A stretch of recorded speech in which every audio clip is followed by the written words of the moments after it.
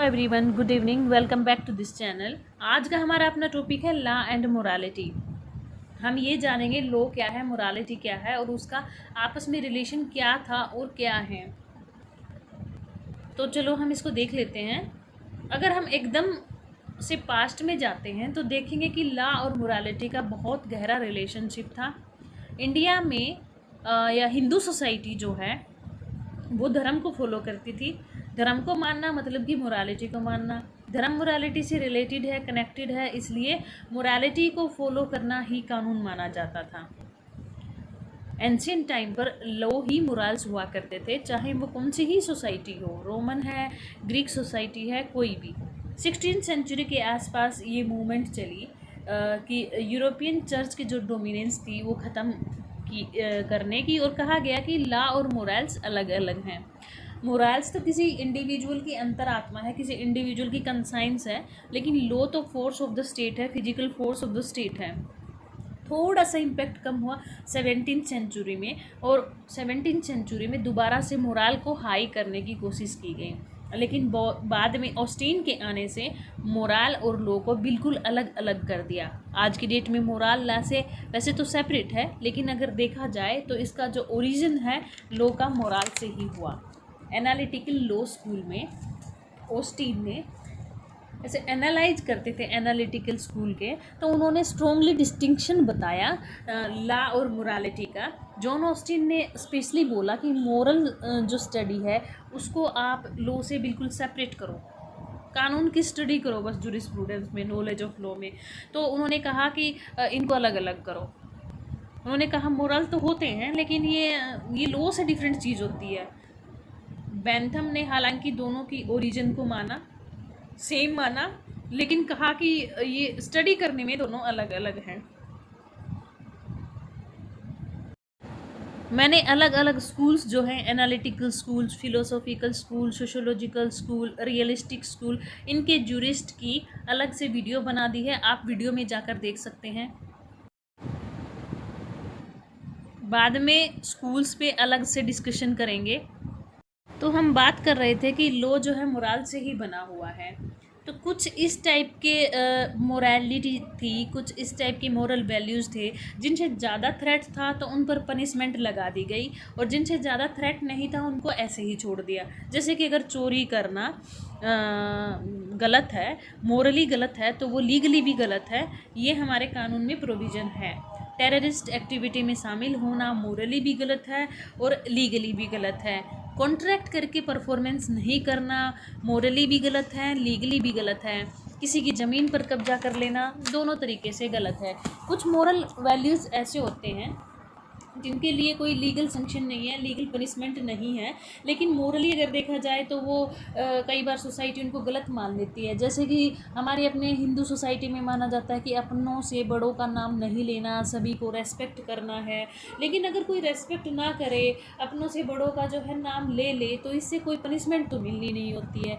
तो इसके लिए कुछ ऐसे मोरल वैल्यूज़ थे जो सीरियस टाइप के नहीं थे, जो थ्रेट नहीं करते थे सोसाइटी को, तो उनको तो ऐसे लाइटर छोड़ दिया, लाइट वे में छोड़ दिया।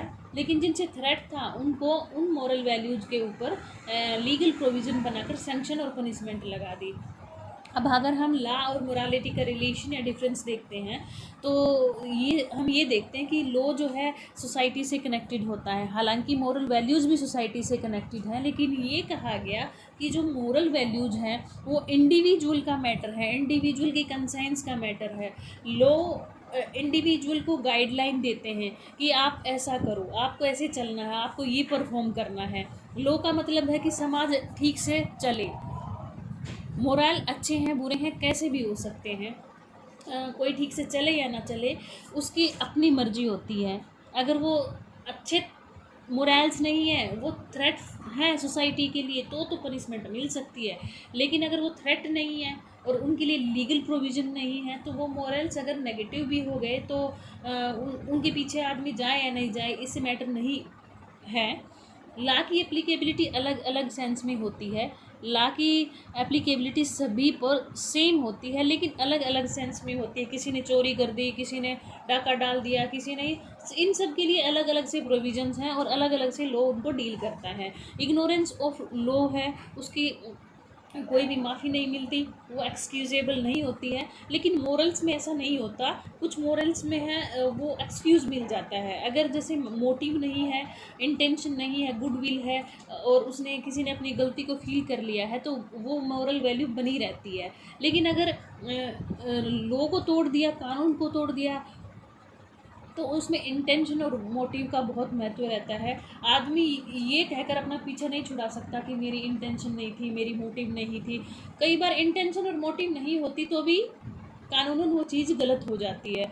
तो वहाँ पर इंटेंशन और मोटिव का जो है ये एक मैटर करता है, इम्पोर्टेंट एलिमेंट है उधर। लेकिन वहाँ पर अगर गुडविल है मोरल वैल्यूज़ में, तो फिर वो मोरल वैल्यूज़ बना रहता है। ला हालांकि मोरल से ही बने हैं, तो अगर देखा जाए तो मोरालिटी से ही जो है लॉ का ओरिजिन है। अगर हम देखें कि एंशियंट सोसाइटी में लॉ और मोरालिटी का क्या रिलेशन था, एंशियंट सोसाइटी में बहुत गहरा रिलेशन था। मोरालिटी को फॉलो करते थे लोग, यानी धर्म को फॉलो करते थे, तो उसी चीज़ को कानून मानते थे। मॉडर्न एरा में फिजिकल फोर्स ऑफ स्टेट को अलग से डिवाइड कर दिया और मोरल वैल्यूज को अलग से स्टडी करते हैं। तो हालांकि मोरल वैल्यूज का आज भी इम्पोर्टेंस है।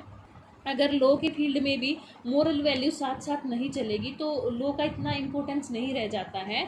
लॉ भी एक पर्सन के हर एक एस्पेक्ट से जुड़ी हुई है, उसके हिस्टोरिकल पर्सपेक्टिव से, उसके साइकोलॉजिकल व्यू से, एक पर्सन का सोशोलॉजिकल व्यू से, सबसे जुड़ी हुई है।